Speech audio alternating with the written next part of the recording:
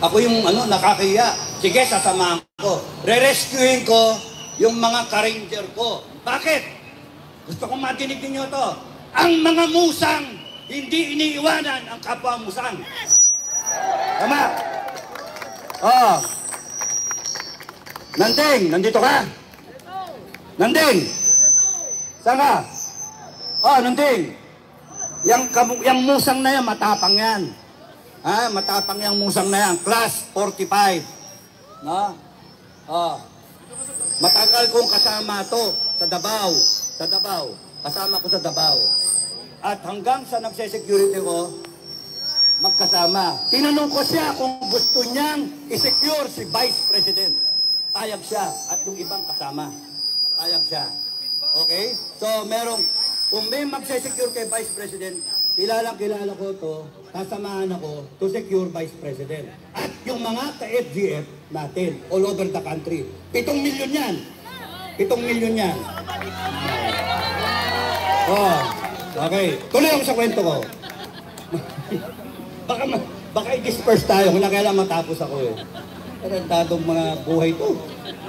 Okay, so, sabi ko, susundutin ko. Nag-aareglo ako ngayon ng rescue. Magre-rescue ako sa mga ka-ranger ko, 14 lang kami. Humanap ako ngayon ng mga ranger, si Tuginay, si Arat, pangalan ito, sino yun? Basta mga ka-ranger ko. Si Doktor, yan, mga legend, si Paet, si Joe Paet. Mga instructor namin at mga legend yan sa Ranger Regiment. Tinanong ko lang, sino sasama sa akin? Patay kong patay. Sir, kami sir. Opo dyan na, sasama sila, patay kong patay. O sabi ko, ganito plano. Kailangan ko ng baril ng mga NPA. Yung mga recovered natin. Huwag yung baril natin, yung recovered natin NPA. Tapos doon, kunin natin, dali natin doon, mag-volume of fire tayo doon sa mga PNP na lumalapit. At upakan natin, then tapo natin yung mga baril. O sir, okay yan sir. Nakaplano na. Ngayon, nung lalabas na kami, sabi sa akin ni Sergeant Paet, sir, may problema. Ano yung problema? Yung susi ng armory, ayaw ibigay ni Colonel Dunda Matabalaw. Magandang gabi, sir. Magandang gabi. May sabi ko, sir, bakit ayaw mo ibigay susi? Kailangan kong isusi. Sabi niya, hindi pwede, saan yung gagamitin yung susi? Kukunin niyo yung baril, hindi pwede, lalabas niyo yung baril. Sir, mamamatay yung mga sundalo mo dyan sa Makati. Mga dahilan ng medalya mo. Tapos iwanan mo. Hindi dapat natin iwanan yung mga sundalo dyan sa Makati. So ano nangyari? Ang nangyari, away-away kami, biglang may tumapik sa likod kong ganyan. Si Captain Boy G. Pangilinan, Class 79 PMA. Yung naging Bureau of, Katapang ngayon, Bilibid. So, siya lumapit, edicam siya ni General Enrile. 1-star pa lang siya. General Enrile, commandant namin sa PMA. Kasabihin sa akin ni Captain Pangilinan, bakit ang init ang ulo mo? Maga-maga. Sir, putang na sir, ang daming general sa bansa natin na walang may bayad na tumayo. Uy, parang totoo ngayon yan Parang totoo yan Ang daming general, ulitin ko, ang daming general sa bansa natin, pero walang gustong tumayo. Okay.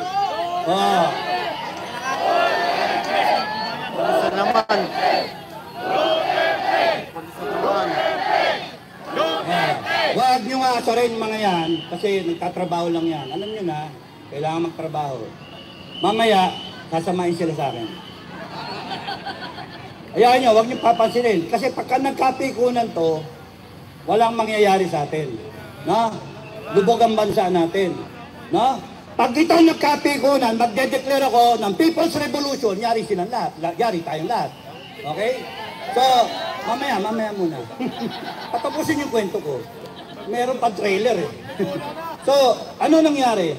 So, sabi ko dun sa mga kasama, kay General Enrile, ang daming general walang gustong tumayo, sir.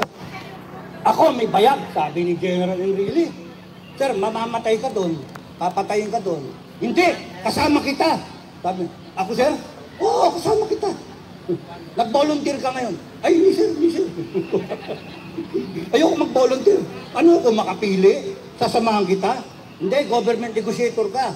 Tawag ka agad siya, Colonel Abadia, class 62 PNA, lista niya, nasa J3 ng headquarters.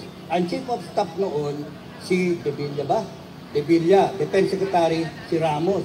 Sabi niya, Mr., may bagong development dito. May nagpadala ng message sa akin, si Charlie Boy Bakuna. Sino yun? Galvez, class 85, nandoon sa Makati, nagpadala ng messenger na, sir, tulungan nyo kami dito. Yun si Boy Bakuna. Kung namatay siya doon, wala nang Boy Bakuna. Wala na.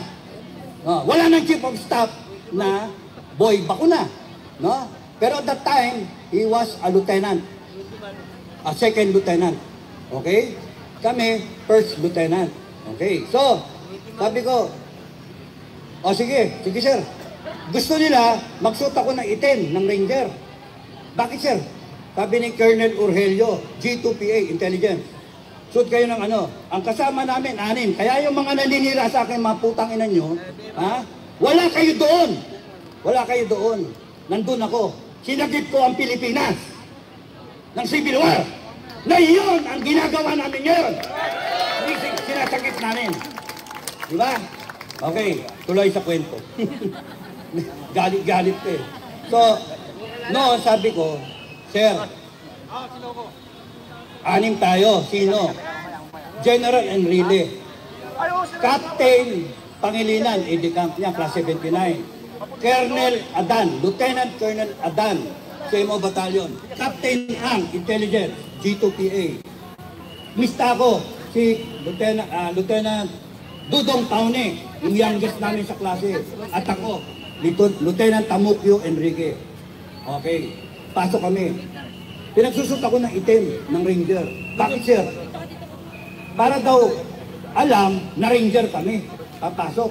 Kaya ko hindi na kailangan sir. Mukha ko ID. Mukha ko ID. Kilala ko mga tao na yan. I trained half of the soldiers there in Makati. Na kasama ko sa Mindanao, yung iba na kasama ko sa Cagayan Valley. At yung 400 dyan, tinuruan ko. Okay? Mga asintado, kaya asintado yun. No? Binabaril ko sila, tatamaan ko sila kung saan. Ito yung bulaklak, tatakbo sila. Dapa! Sasabihin ko ganyan. Nakasniper ako. Dapa! Eh, pagdapang ganyan, nakapikit siya. Tumingala ka! Anong tignan kung nakikita nyo? Bulaklak, sir! Bang! Wala mo, sir! Wala nang bulaklak! Kaya matitapang yan, mga yan. Sanay na sanay. Lutong-luto. Ngayon, bakit pagdating namin doon, nagwe-wave ng white flag si Captain Pangilinan. Tapos sabi ko, tigil, sakyan, 2 sasakyan. Baba ako. Challenge kami ng password. Alam niyo yung password? Kinakailangan may counter ka.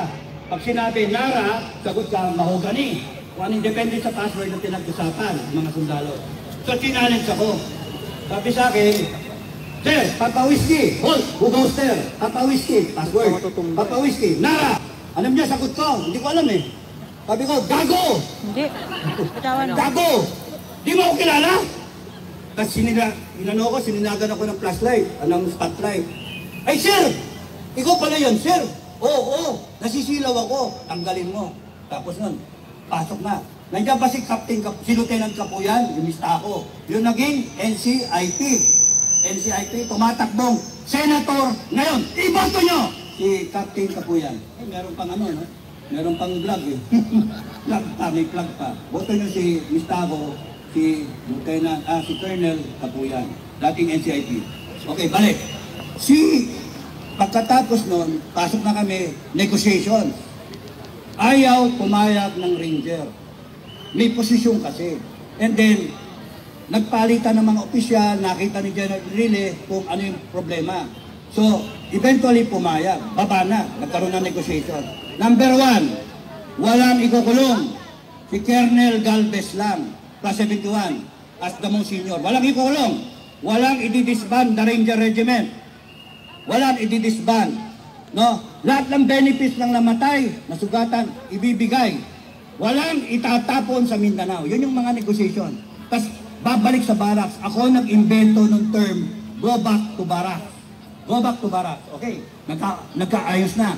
Pagkatapos nun, bumaba na the next day. Masaya na. Masaya na. Magbabalik ka na.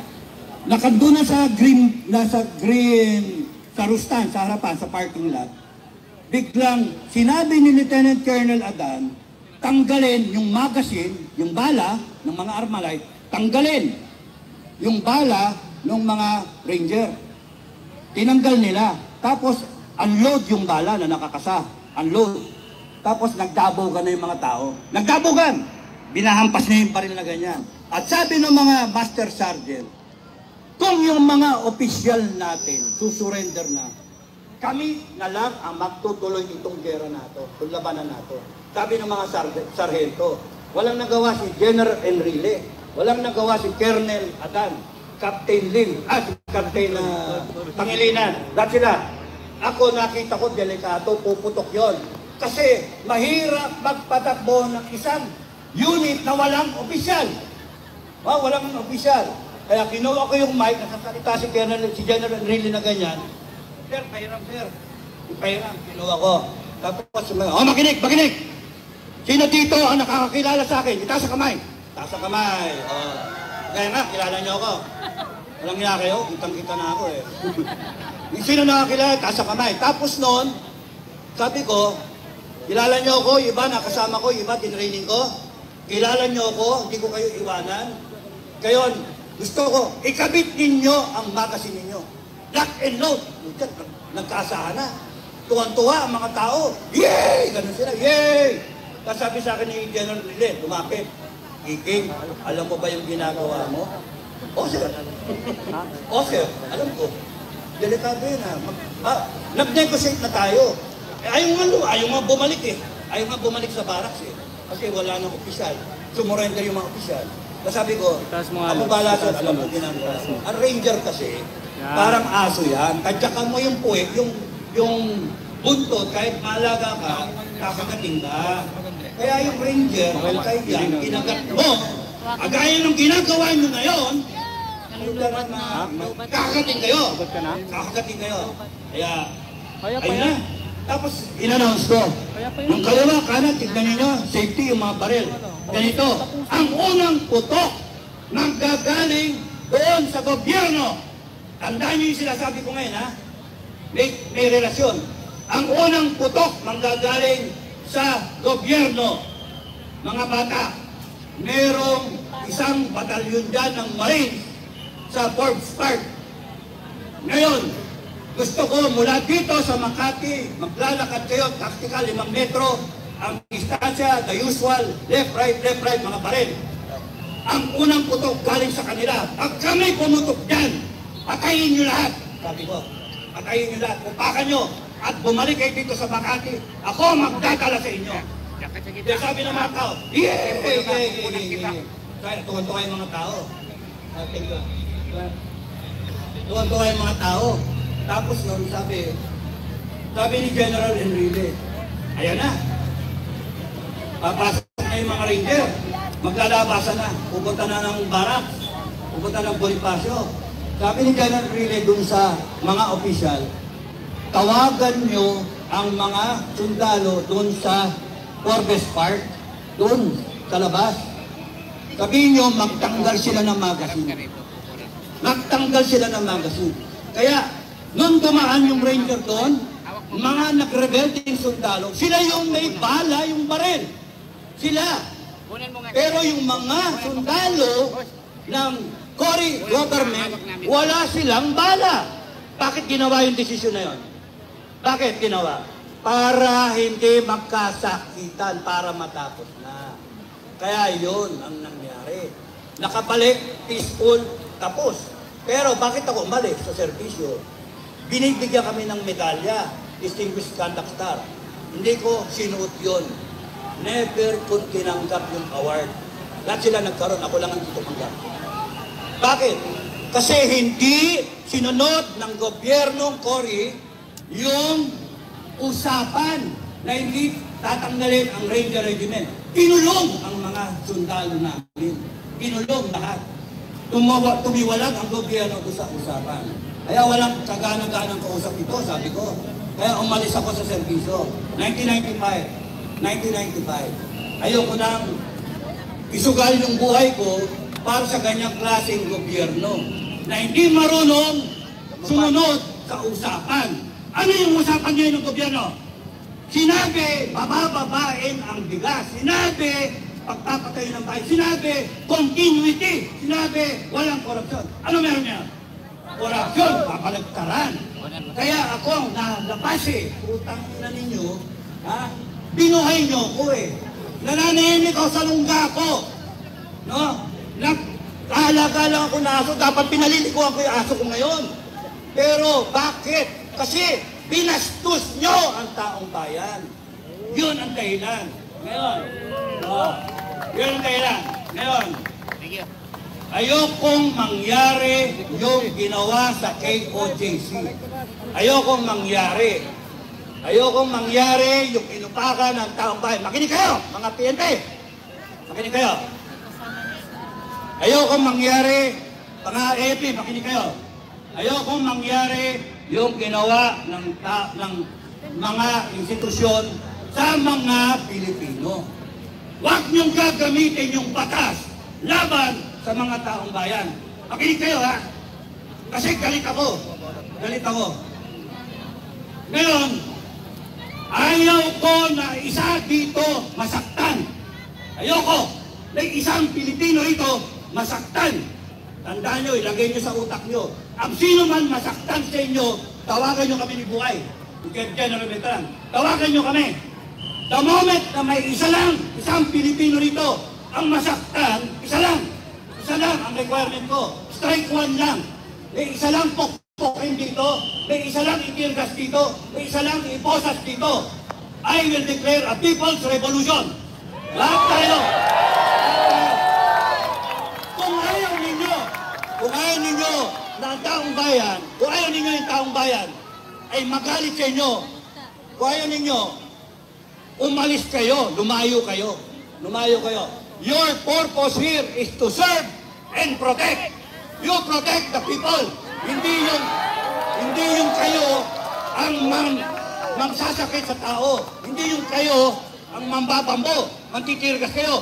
Subukan nyo, isa lang. Alam nyo ba, that's my first order. Isa lang ang saktan dito, sabihin nyo sa akin. Tatayuan namin kayo. Isa lang. Kaya pagka merong dito na masaktan, merong dito, it will be in effect a people's revolution. And babalik ako sa gobyerno. Mag-a-apply ako sa gobyerno. Babalikan ko kayo lahat sa gobyerno. Mag-a-apply ako janitor. Janitor. Oh, sino yung mga janitor ko? Mga janitor, taas sa kamay. Dami kong janitor. Taas sa kamay. Alam niyo bakit janitor applyan ko? Lilinisin ko ang angas ng gobyerno. Lilinisin ko ang bulok na sistema. Papatayin ko lahat. Kaya nga, ang isipin ninyo, kailangan ko ang sovereign will ninyo. Ibalik natin ang death penalty. Ibalik natin. Ang sino man gumalang sa inyo, kaaway natin. Huwag kayong papayag. Huwag kayong papayag na upakan tayo. Mag-opportunity ako. Huwag kayong papayag na upakan kayo. Huwag na huwag. Bansa nyo to. Hindi kayo alipin sa bansa ninyo. Hindi kayo kriminal sa bansa ninyo. Ngayon, pangalawa. 3 araw ko nang pinipigilan ang FGF sa Mindanao. Kating-kati na sila.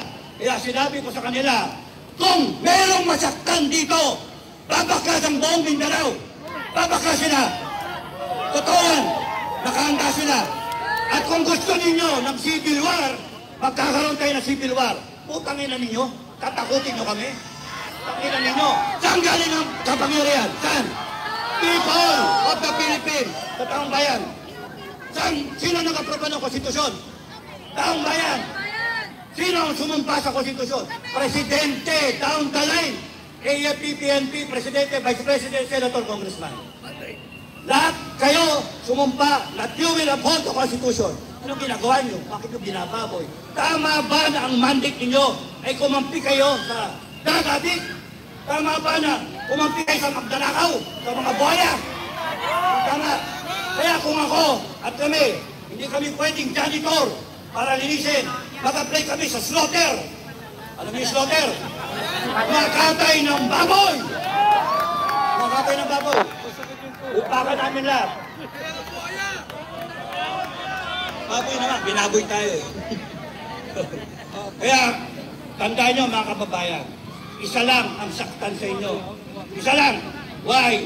Because sa FGF, ang aming simulain at ang aming usapan, we protect each other. It is about time that the Filipino people protect each other.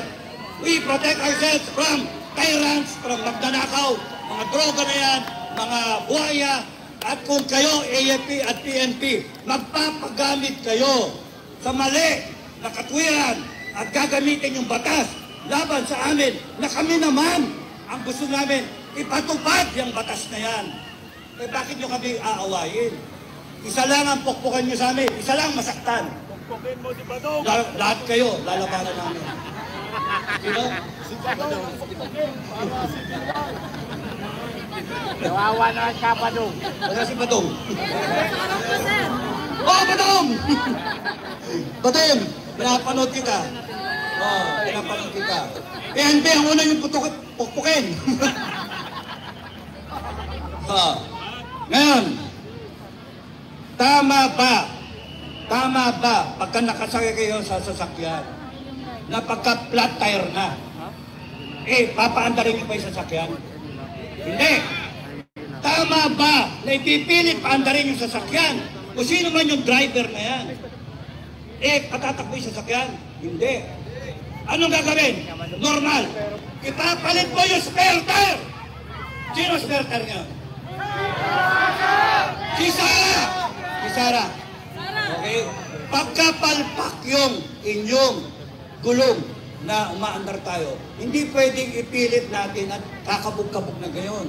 Ang buntis makuunan. Hindi pwede tayo makakaabot sa karoroonan natin kung ang ating gulong ay flat. Palit ang spare tire. Malulubak tayo. Ngayon, Madam Inday Sara, ang mga tao ayaw ng ganito. Ang mga tao, ang gusto ng taong bayan, tapusin natin to. Bukas, pagka araw ni Bonifacio, lumaban tayo, tumayo tayo. Pagka kayo pinukpok, mag-declare na ako ng People's Revolution, bumalik kayo, may dala-dala kayong itak, polo, baril kung gusto ninyo. We will protect ourselves. We will protect ourselves. Kaya, ang unang putok, tandaan yung kwento ko, sa Makati, ang unang putok manggaling sa gobyerno, hindi ko sa mga nagre-rebelde. Yun yung kwento ko. And naayos ang sitwasyon noon. Lahat sila may bala, may baril. Pero naayos. Kasi yung gobyerno nag-isip, si Enrile, General Enrile, tanggalin yung baril, tanggalin yung magasin ng baril. Kaya kayo na matino sa gobyerno, mag-isip kayo. Tanggalin ninyo yung bala ninyo. Tanggalin nyo yung isip ninyo na uutusan ninyo na sasakay ng taong bayan. Kami mga Pilipino, tatayuan namin kayo.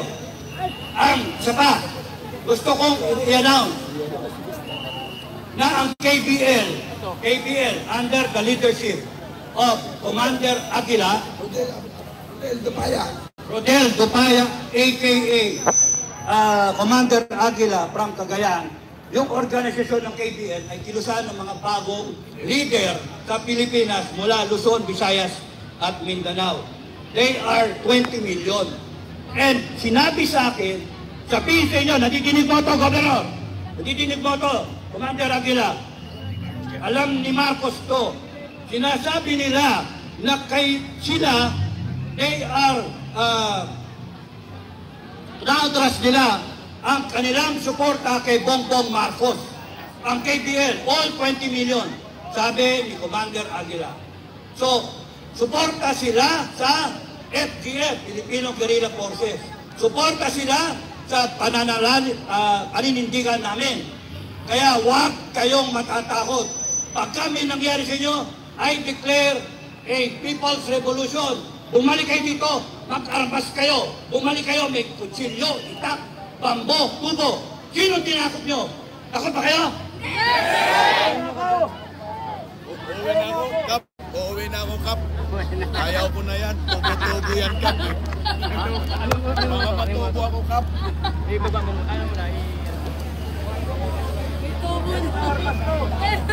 Kap, tubo-tubo na yan. Pa-like, pa-subscribe po para updated po kayo. Sinabihan ako, fighting group. Huwag daw ako mag-encourage. But anyway, sinabi ko na yung gusto ko sabihin. Okay? Mag-invite kayo ng mga kababayan. Mag-tipon-tipon dito para magdasal. Okay? Ang sinasabi ko is, kung merong mananakit sa inyo, Tama. sabihin nyo, no? Ang nangyayari kasi dito, takutan eh. At gusto ko ipakita ninyo na hindi kayo natatakot. Galit Na tayo. nasa tama kayo. Correct. Gusto ko ipakita, galit kayo. Para sila mag-react. No? Okay. Kaya ang sa akin, ang pinakamaganda rito, ituloy niyo yung ginagawa ninyo. Huwag kayong matakot. At kung gusto ng gobyerno masubukan ang taong bayan, ipakita ninyo ang strong result dito. So, mula dito, si Commander Bugay ang magsasalita. Maraming salamat sa inyo.